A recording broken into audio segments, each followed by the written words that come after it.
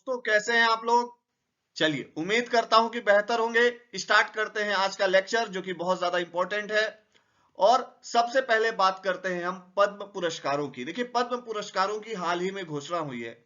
उसके पहले मैं आपको बता देता हूं कि जो ये पद्म पुरस्कार हैं उसमें सर्वोच्च नागरिक सम्मानों में से एक है। और मैं ये भी बता देता हूं कि भारत का सर्वोच्च नागरिक सम्मान है भारत रत्न। और भारत रत्न की बात करेंगे हम कल। कब करेंगे बात? कल या आगे आने वाले किसी लेक्चर में, जरूरी नहीं कि कल ही।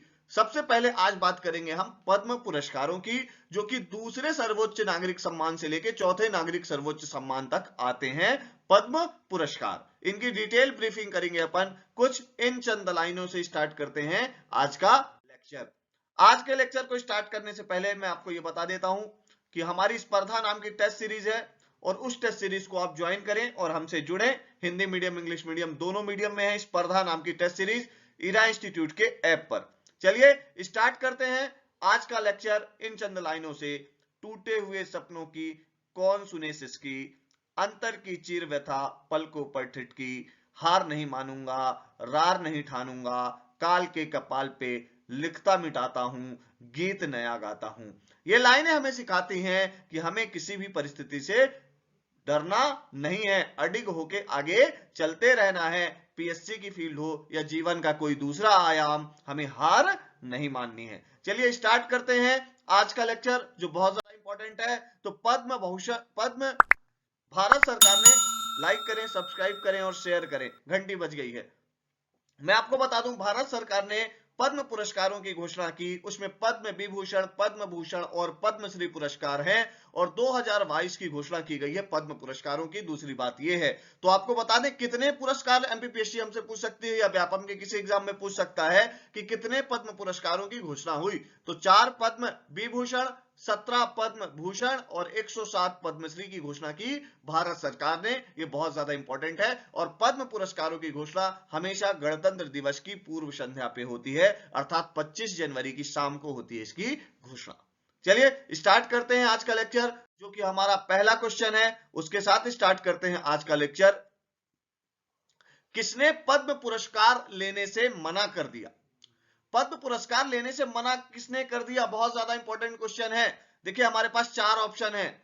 बुद्धदेव भट्टाचार्य, अजय कुमार मुखर्जी, प्रफुल्ल चंद्र घोष, सिद्धार्थ शंकर राय। ये 4 नाम है। आपको बताना है कि किसने पद्म पुरस्कार लेने से मना कर दिया। बहुत ज्यादा इंपॉर्टेंट। चलिए अपन देखते हैं कि आंसर क्या है। तो आंसर है हमारा ए ऑप्शन, बुद्धदेव भट्टाचार्य। ये बुद्धदेव भट्टाचार्य हैं कौन? तो मैं आपको बता देता हूं, पश्चिम बंगाल के पूर्व सीएम। जस्ट ध्यान रखिएगा आप, ममता बनर्जी के जस्ट पहले सीएम कौन थे? तो वो थे हमारे बुद्धदेव भट्टाचार्य। और इन्होंने पद्म भूषण लेने से मना कर दिया भारत सरकार को। मोस्ट आईएमपी क्वेश्चन है। ठीक है, ये व्यक्ति पे निर्भर है कि उसे चाहिए कि नहीं चाहिए। सरकार देना चाह रही थी। अभी मैं आपको ब्रीफ बताऊंगा कि पद्म पुरस्कार डिसाइड कैसे होता है। चलिए स्टार्ट करते हैं अगला लेक्चर या अगला क्वेश्चन के साथ अपन आगे बढ़ते हैं। और अगला क्वेश्चन है, उसके पहले आपको बता दूं कि हमारी संकल्प नाम की एक सीरीज निकाली है मैंने। एमपीपीएससी मेंस मुख्य परीक्षा के लिए जितने विद्यार्थी हैं उनके लिए हिंदी पेपर की पूरी सीरीज है संकल्प नाम से। आप इरा इंस्टीट्यूट के ऐप को डाउनलोड करके हमसे जुड़ सकते हैं। और अगर आपको हमसे जुड़ना है, कोई भी समस्या आ रही है, तो ये कॉन्टेक्ट नंबर दिया हुआ है 8839483105। इस पे आप मुझे कॉल कर सकते हैं और आप जो भी समस्या हो उसका निराकरण कर सकते हैं। तो आपको हिंदी भाषा के संबंध में संपूर्ण जानकारी संकल्प के माध्यम से आपको दी जाएगी। एमपीपीएससी का ये 5वां पेपर है जो कि बहुत ज्यादा इंपॉर्टेंट पेपर है। चलिए स्टार्ट करते हैं अगली बात क्या है? हमारा एक संदर्भ नाम से एमपीपीएससी कि मैंने एमपीपीएससी 2021 को टारगेट करते हुए एमपी का current plus international current plus national current, whole current इस पे रहेगा। किसके अंदर? संदर्भ सीरीज के अंदर एमपीपीएससी की। और इसमें सारे डायमेंशन कवर होंगे एमपीपीएससी के। और उससे रिलेटेड क्या क्या क्वेश्चन आ सकते हैं उसके बारे में मैं आपको डिटेल ब्रीफ करूंगा इरा इंस्टीट्यूट के ऐप के अंदर। एमपीपीएससी करंट 2021 के नाम से संदर्भ सीरीज निकाली है हमने। और उसके सारे कनेक्शन और डायमेंशन मैंने उसके बताए हैं। आप लोग हमसे जुड़ सकते हैं इरा इंस्टीट्यूट के ऐप में। ऐप को डाउनलोड करें और हमसे जुड़ें। और मैं आपको एक बात और बता देता हूं कि कॉन्टेक्ट नंबर है, इस कॉन्टेक्ट नंबर में आप मेरे से जुड़ सकते हैं 8839483105। ठीक है, ये नंबर ऑफिशियल नंबर है इरा इंस्टीट्यूट का। चलिए आगे बढ़ते हैं अगले क्वेश्चन के साथ। परम विशिष्ट सेवा मेडल किसे दिया गया? परम विशिष्ट सेवा मेडल किसे मिला? बहुत ज्यादा इंपॉर्टेंट क्वेश्चन है और इसमें 4 ऑप्शन है। नीरज चोपड़ा जी, जनरल बिपिन रावत जी, वरुण सिंह जी और इनमें से कोई नहीं। तो मैं आपको बता देता हूं, ये आंसर बहुत ज्यादा इंपॉर्टेंट है। ये मिला हमारे सेना में जो इस समय सूबेदार के पद पर हैं और उनका नाम है, जिन्होंने हमारे लिए गोल्ड जीता, नीरज चोपड़ा जी, जो हमारे एथलेटिक्स में जेवलिन थ्रो के अंदर गोल्ड जीत के आए हैं। ठीक है, इनके बारे में मैंने ब्रीफ जानकारी आपको पिछले लेक्चर में दे दी है, ओलंपिक के लेक्चर में दे दी है। तो परम विशिष्ट सेवा मेडल दिया गया है, ध्यान रखिएगा, नीरज चोपड़ा जी को। ठीक है, चलिए आगे बढ़ते हैं अगले क्वेश्चंस के साथ। उसके पहले मैं आपको बता दूं, स्पर्धा नाम की एमपीपीएससी 2021 को टारगेट करते हुए टेस्ट सीरीज है। देखिए घंटी बजी, लाइक करें, सब्सक्राइब करें और शेयर करें। जितना ज्यादा आप शेयर करेंगे उतना ज्यादा मैं आप लोगों को अच्छे अच्छे वीडियोस बना के देता जाऊंगा। उसके पहले आपको बता दूं कि स्पर्धा नाम की test series Hindi medium English medium दोनों में है। आप उससे जुड़ें और हमारे क्वेश्चंस का भी लाभ लें और कुछ ट्रिकी क्वेश्चन कैसे आएंगे वो जानने के लिए आपको टेस्ट सीरीज ज्वाइन करनी पड़ेगी इरा इंस्टीट्यूट के ऐप पर। चलिए स्टार्ट करते हैं अगला क्वेश्चन। निम्न में से किसे मरणोपरांत विश्व पद्म विभूषण 2022 दिया गया? तो भैया अरुण जेटली, सुषमा स्वराज जी, जनरल बिपिन रावत जी और सिंजी आवे जी, ये 4 ऑप्शन है हमारे पास। तो आपको आंसर बताना है। तो भैया आंसर क्या है अपन देखते हैं। तो हमारे पहले सीडीएस जनरल बिपिन रावत जी को मरणोपरांत पद्म विभूषण दिया गया। ये देश का दूसरा सबसे बड़ा नागरिक सम्मान है, ये बात भी आपको ध्यान में रखनी है। इन्हें दिया गया पद्म विभूषण, किसको? हमारे पहले CDS chief of defence staff general Bipin Rawat ji को। चलिए अगले क्वेश्चन के साथ स्टार्ट करते हैं। अगला क्वेश्चन क्या है? राजस्थान के पूर्व राज्यपाल उनका नाम बताइए जिन्होंने हाल ही में 2022 का पद्म विभूषण जिन्हें दिया गया है, 2022 का पद्म विभूषण दिया गया है। आपके सामने 4 ऑप्शन है, वसुंधरा राजे, जयनारायण व्यास, हरिदेव जोशी और कल्याण सिंह। ये 4 ऑप्शन है आपके पास। मुझे बताइए इसका सही आंसर क्या होगा। तो आपको मैं बता दूं, जो आंसर है वो जब राजस्थान के राज्यपाल थे तब साथ में ही वो कहां के राज्यपाल थे? हिमाचल प्रदेश के। कुछ दिनों के लिए एडिशनल चार्ज मिला था हिमाचल प्रदेश का और ये उत्तर प्रदेश के मुख्यमंत्री भी रहे हैं। और जब बाबरी डिमोलिशन हुआ था, बाबरी का विवादित ढांचा गिराया गया था, तब उत्तर प्रदेश के मुख्यमंत्री के पद पर आसीन थे। उनका नाम अब आपको मेरे को लगता है पता चल चुका होगा। अब आंसर बता देता हूं, कल्याण सिंह जी, जो कि 2 बार रहे हैं। क्या? 2 बार उत्तर प्रदेश के सीएम रहे हैं और अगर मैं गलत नहीं हूं तो 16वें सीएम थे कहां के? उत्तर प्रदेश के। ठीक है, चलिए तो ध्यान रखिएगा आप, इनको मरणोपरांत क्या मिला है? पद्म विभूषण मिला है और ये दूसरा सबसे बड़ा नागरिक सम्मान है, कल्याण सिंह जी को मिला है और अभी हाल ही में उनकी डेथ हुई है, ज्यादा समय नहीं हुआ है। तो कल्याण सिंह जी हमारे लिए इंपॉर्टेंट है और यूपी में इलेक्शन भी है। दूसरी बात ध्यान रखिएगा, तो आपसे ये प्रश्न पूछ सकता है। अगली बात अगले क्वेश्चन के साथ, प्रभा आत्रे जिन्हें हाल ही में पद्म विभूषण 2022 से सम्मानित किया गया है, किस घराने से संबंधित हैं? तो पहले प्रभा आत्रे जी के बारे में मैं आपको 2 बातें बता देता हूं कि इंडियन क्लासिकल म्यूजिक से रिलेशन रखती हैं। तो अब क्योंकि म्यूजिक से रिलेशन है इसलिए घराने की बात आई है। तो ध्यान रखिए, अपने पास 4 ऑप्शन है, ग्वालियर घराना, किराना घराना, लखनऊ घराना या नन ऑफ द अबव। ठीक है, अब इन चारों में से आपको आंसर बताना है कि प्रभा आत्रे जी कौन से घराने से संबंधित हैं। तो देखिए, आपने अगर इसको पढ़ लिया है तो आंसर सोच लिया होगा। अगर आपने आंसर सोच लिया है तो आइए आंसर के पास चलते हैं और आंसर ये है, प्रभा आत्रे जी जिन्हें हाल ही में पद्म विभूषण दिया गया वो किराना घराने से संबंधित हैं। अर्थात बी ऑप्शन सही हुआ। किस घराने से संबंधित है? किराना घराना। ठीक है, और आपको ये बता दूं कि ये महाराष्ट्र से बिलोंग करती हैं और शास्त्रीय संगीत में पारंगत हैं। 1991 में इन्हें संगीत नाटक अकादमी अवार्ड दिया गया और 1990 में 1990 में इन्हें क्या दिया गया 1990 के अंदर इनको दिया गया क्या पद्म भूषण, और 2002 के अंदर दिया गया इनको पद्म, यहां पे दिया गया 1990 में, ध्यान रखिएगा पद्मश्री, गलती से मैंने पद्म भूषण बोल दिया तो इस पे ध्यान रखिएगा। पद्मश्री कब मिला 1990 में, और पद्म भूषण मिला 2002 में 2002 में, और पद्म विभूषण मिला 2022 का। बहुत ज्यादा इंपॉर्टेंट बात है ये प्रभा अत्रे जी को लेकर। अगला प्रश्न है हमारा, अगला है राधे श्याम खेमका, जिन्हें हाल ही में पद्म विभूषण दिया गया 2022 का। 2022 का हाल ही में क्या दिया गया है पद्म विभूषण दिया गया है, उनका संबंध किससे है? राजनीति से है, पत्रकारिता से है, संगीत से है, खेल जगत से है। इन चार में से आपको आंसर बताना है कि राधे श्याम खेमका जी कहां से संबंधित हैं।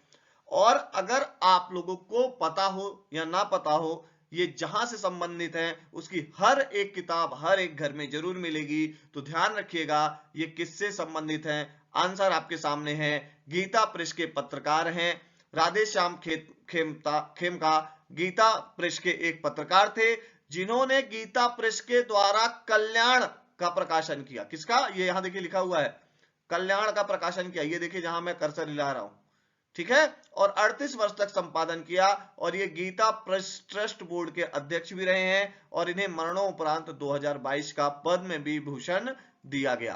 तो अभी आपके सामने मैंने जितने नाम लेके आया इन सबको पद्म विभूषण दिया गया है। ये चार नाम हैं, इन चारों को पद्म विभूषण मिला है मध्य प्रदेश सरकार द्वारा, मध्य प्रदेश गलत बोल रहा हूं, भारत सरकार द्वारा 2022 का पद्म विभूषण दिया गया है, जो दूसरा सर्वोच्च नागरिक सम्मान है।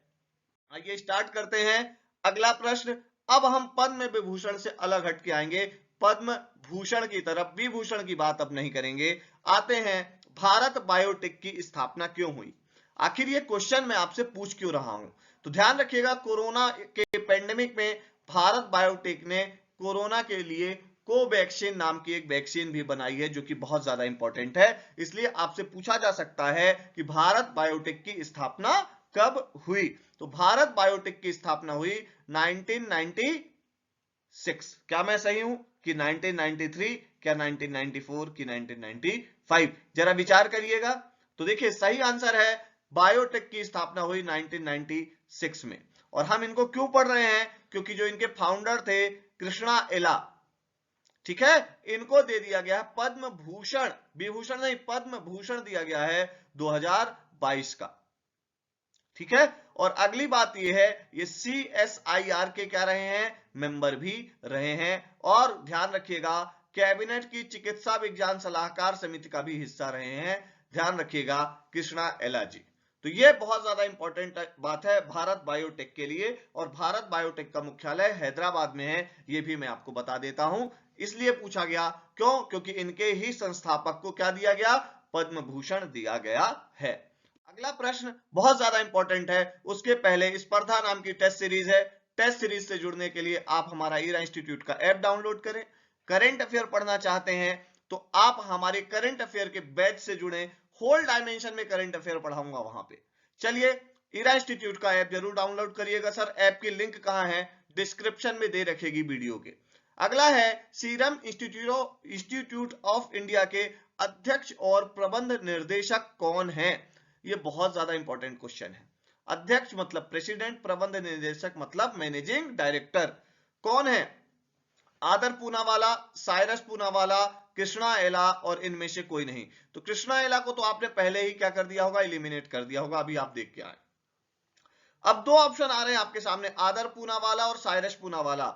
आंसर क्या हो सकता है? तो आंसर है आदर पूनावाला। आदर पूनावाला के बेटे हैं साइरस पूनावाला, तो साइरस पूनावाला को नहीं लगाना है आपको, आदर पूनावाला ध्यान रखिएगा। सीरम इंस्टीट्यूट ऑफ इंडिया के अध्यक्ष और निदेशक साइरस पूनावाला को 2022 का पद्म भूषण दिया गया है। बहुत ज्यादा इंपॉर्टेंट, ध्यान रखिएगा। और पद्म भूषण जो होते हैं वो भारत का तीसरा सर्वोच्च नागरिक सम्मान है। और इन्होंने सीरम इंस्टीट्यूट की स्थापना कब की थी? तो ये देखिए मेरा कर्सर जहां घूम रहा है वहां पे बड़े ध्यान से देखिएगा, 1966 में इन्होंने सीरम इंस्टीट्यूट ऑफ इंडिया की स्थापना की थी। और आप लोगों को यह बात पता है कि नहीं पता है, दुनिया भर में सबसे ज्यादा वैक्सीन उत्पादन करने वाली मैन्युफैक्चरिंग कंपनी है, ठीक है, और लगभग दुनिया के 65% लोग यहाँ की वैक्सीन लगवा चुके हैं सीरम इंस्टीट्यूट की। अगली बात बहुत ज्यादा इंपॉर्टेंट है और अगले क्वेश्चन के साथ आते हैं। सत्या नडेला माइक्रोसॉफ्ट के सीईओ कब बने? सर आप पद्म भूषण और विभूषण पढ़ा रहे हो, सत्या नडेला माइक्रोसॉफ्ट के सीईओ बने, ये क्वेश्चन कहां से आ गया? तो देखिए सत्या नडेला कहीं ना कहीं चर्चा में आए होंगे, तब तो मैं ये क्वेश्चन पूछ रहा हूं, और मैंने सीधा सीधा ना पूछते हुए उसको बहुत घुमा के पूछा है, और मुझे लगता है एमपीपीएससी कुछ इसी तरह घुमा के आपसे क्वेश्चन पूछ सकता है, इसलिए मैंने ये आपके सामने डाला है। जरा सोचिए, विचार करिए और इसका आंसर दीजिए। चलिए मैं ही इसका आंसर देता हूं कि आखिर कौन है जिन्हें सत्या नडेला माइक्रोसॉफ्ट के सीईओ कब बने। बहुत ज्यादा इंपॉर्टेंट है। अब ये देखिए आपके सामने आ गए हैं माइक्रोसॉफ्ट के सीईओ सत्या नडेला, और ये बने 2014 में। ध्यान रखिएगा फरवरी 2014 में ये क्या बने? सीईओ बने। किसके? ध्यान रखिएगा माइक्रोसॉफ्ट के। और 1992 में इन्होंने कंपनी को ज्वाइन किया था माइक्रोसॉफ्ट, तो मतलब माइक्रोसॉफ्ट के डेवलपमेंट में बहुत बड़ा योगदान है सत्या नडेला जी का। तो आपको ध्यान रखना है कि ये माइक्रोसॉफ्ट के सीईओ कब बने। हम तो सीधा पढ़ लेते हैं कि पद्म भूषण मिला, कहानी खत्म, और हमसे पूछ लिया कि अच्छा चलो बताओ माइक्रोसॉफ्ट के सीईओ कब बने। आपको लगता है एमपीपीएससी ऐसे कैसे क्वेश्चन पूछता है? तो बहुत सारे ऐसे क्वेश्चंस को जुड़ने के लिए या उनसे जुड़ने के लिए हमारी करंट अफेयर की सीरीज इरा इंस्टीट्यूट के ऐप में चल रही है, उसे परचेज करें और हमसे जुड़ें। और स्पर्धा नाम की टेस्ट सीरीज है, उससे भी जुड़ें। और करंट अफेयर के लेक्चर से, पूरे करंट अफेयर के क्या है, पूरे लेक्चर हैं। स्पर्धा नाम की टेस्ट सीरीज है, ध्यान रखिएगा आपको इरा इंस्टीट्यूट के ऐप में मिल जाएगी। कोई भी दिक्कत हो कॉन्टेक्ट नंबर पे कॉल कर लीजिएगा। ठीक है, तो ये बात है सत्या नडेला 2014 में क्या बने? सीईओ बने माइक्रोसॉफ्ट के। अगली बात, सुंदर पिचाई किस कंपनी के सीईओ हैं? बहुत ज्यादा मोस्ट आईएमपी क्वेश्चन है, और सुंदर पिचाई को मैं क्यों पढ़ा रहा हूं ये बात आप लोगों को पता चल गई होगी। नहीं पता तो अभी मैं ब्रीफ किए देता हूं। उसके पहले आपको बता देता हूं, अल्फाबेट के हैं कि मेटा मेटा मेटा मतलब फेसबुक, ऐसा है क्या? हाँ, मेटा मतलब फेसबुक, या इनमें से कोई नहीं। फेसबुक की एक पेरेंट कंपनी बन गई है मेटा। तो अभी अपन बात कर रहे हैं सुंदर पिचाई किस कंपनी के सीईओ हैं। तो ध्यान रखिएगा, आप लोगों ने पढ़ा होगा सिर्फ कि गूगल के सीईओ हैं। तो मैं आपको बता देता हूं, गूगल की पेरेंट कंपनी है अल्फाबेट। तो इस समय सुंदर पिचाई अल्फाबेट और गूगल दोनों के सीईओ हैं। ये बात आपको ध्यान में रखनी है, इसीलिए मैंने यहां गूगल ऑप्शन में नहीं दिया है। तो ये छोटी छोटी मगर मोटी बातें हैं। ठीक है, शक्तिमान आता था बचपन में, ठीक उसी प्रकार की छोटी छोटी बातों हैं। तो आइए आंसर देख लेते हैं डिटेल्ड। सुंदर पिचाई जी अल्फाबेट और उसकी सहायक कंपनी गूगल के सीईओ हैं, और ये इन्होंने आईआईटी खड़गपुर से मेटलर्जी इंजीनियरिंग में इंजीनियरिंग करी है। और आपको ये क्वेश्चन भी पूछ सकता है जो मैंने आपसे घुमा के पूछा था सत्या नडेला में, कि इनको सीईओ कब बनाया गया? तो 2015 में बनाया गया था, ध्यान रखिएगा। और ये लोग बहुत ज्यादा चर्चा में हैं, इनको पद्म भूषण दिया गया है 2022 का, इसलिए मैं आपसे इनकी बात कर रहा हूं। सुंदर पिचाई जी, देखिए 17 लोगों को दिया गया है पद्म भूषण, मतलब लगभग लगभग इंपॉर्टेंट है, पर मेरे को जो बहुत ज्यादा इंपॉर्टेंट लगे उनको लेके मैं आपके सामने आया। ठीक है, अब Padma award which were introduced in 1954, मतलब पद्म अवार्डों की क्या हुई, स्थापना कब हुई? तो भारत रत्न के साथ पद्म पुरस्कारों की स्थापना हुई। भारत रत्न भी 1954 में स्थापित हुए 1954 में, और पद्म पुरस्कार भी 1954 में स्टेब्लिश हुए। पर बीच में इनकी अनाउंसमेंट रोकी भी गई थी, और कब कब रोकी गई ये मैं आपको बता देता हूं। 1978 और 79 में नहीं दिए गए, और 93 से लेके 97 में नहीं दिए गए। ये बात आपसे पूछा जा सकता है कि ऐसा कौन सा सन है जब पद्म अवार्ड डिस्ट्रीब्यूट नहीं किए गए। तो ये आपके सामने है 78, 79 और 93 से लेके 97, रीजन अलग अलग है। ठीक है, और आपको बता देता हूं कि पद्म पुरस्कार कितनी कैटेगरी के होते हैं। तो पद्म पुरस्कार बेसिकली 3 कैटेगरी के होते हैं, पद्म विभूषण, पद्म भूषण और पद्म श्री। ये बात आप ध्यान रखिएगा। ठीक है, और उसके बाद इससे बड़ा अवार्ड आता है भारत रत्न। ठीक है, इतनी बात मेरे समझ में, जहां तक मुझे समझ में आ रहा है आपके समझ में आ गई होगी। तो लाइक सब्सक्राइब शेयर करते रहिएगा टेस्ट सीरीज ज्वाइन करिए स्पर्धा नाम की, और करंट अफेयर के बैचेस से जुड़िए। अपने मित्रों को जो मेंस दे रहे हैं उनको ये बताइए कि हिंदी के लेक्चर्स हैं, आप ईरा इंस्टीट्यूट के ऐप में हिंदी के लेक्चर से भी जुड़ सकते हैं। आइए चलिए अब बात करते हैं कि कौन डिसाइड करेगा कि भैया लाइक करें, सब्सक्राइब करें और शेयर करें, घंटी बज गई है। चलिए तो आप बात करते हैं हु डिसाइड, कौन डिसाइड करेगा कि पद्म अवार्ड मिलेंगे किसे। ठीक है, उसके लिए मैं आपको बता देता हूं कि जो हमारे प्राइम मिनिस्टर हैं वो हर साल क्या करते हैं, एक कमेटी बनाते हैं और उसमें पद्म अवार्ड डिसाइड किए जाते हैं, और वो हेडेड बाय, उसको हेड कौन करता है, उसका मुखिया कौन होता है, अध्यक्ष कौन होता है, प्रेसिडेंट कौन होता है, उस कमेटी का वो कैबिनेट सेक्रेटरी होता है। ठीक है, और उसमें कौन कौन और इंक्लूड होते हैं, तो होम सेक्रेटरी होते हैं और सेक्रेटरी ऑफ प्रेसिडेंट भी होते हैं, हमारे राष्ट्रपति के जो सेक्रेटरी होते हैं, सचिव होते हैं, वो भी होंगे, हमारे होम सेक्रेटरी भी होंगे, कैबिनेट सेक्रेटरी भी होंगे, और उनके अलावा 4 से 6 मेंबर और होते हैं जो मिलकर डिसाइड करते हैं कि पद्म अवार्ड किसे दिया जाएगा। उसके पहले नॉमिनेशन वो रिसीव करते हैं, कौन, भारत सरकार, कि किसको किसको पद्म अवार्ड देना चाहिए। आपको भी अगर कोई व्यक्ति योग्य लगता है तो आप उसके नॉमिनेशन को फाइल कर सकते हैं और पद्म अवार्ड की सिफारिश कर सकते हैं। फिर जो ये कमेटी बनती है, ये कमेटी डिसाइड करती है कि किसको किसको पद्म अवार्ड दिए जाने चाहिए, किसको पद्म अवार्ड नहीं दिए जाने चाहिए। इंडिविजुअल पे निर्भर करता है कि वो पद्म अवार्ड लेगा या नहीं लेगा। तो ये बात आप लोगों को ध्यान में रखनी है, और इसी के साथ लाइक करें, सब्सक्राइब करें, शेयर करें। जितना ज्यादा आप शेयर करेंगे उसी तरह मैं आपके सामने वीडियो लाऊंगा। और करंट के अफेयर्स के बहुत अच्छे लेक्चर से जुड़ने के लिए आप करंट अफेयर की सीरीज को परचेज कर सकते हैं ईरा इंस्टीट्यूट के ऐप के अंदर। तब तक के लिए थैंक यू वेरी मच।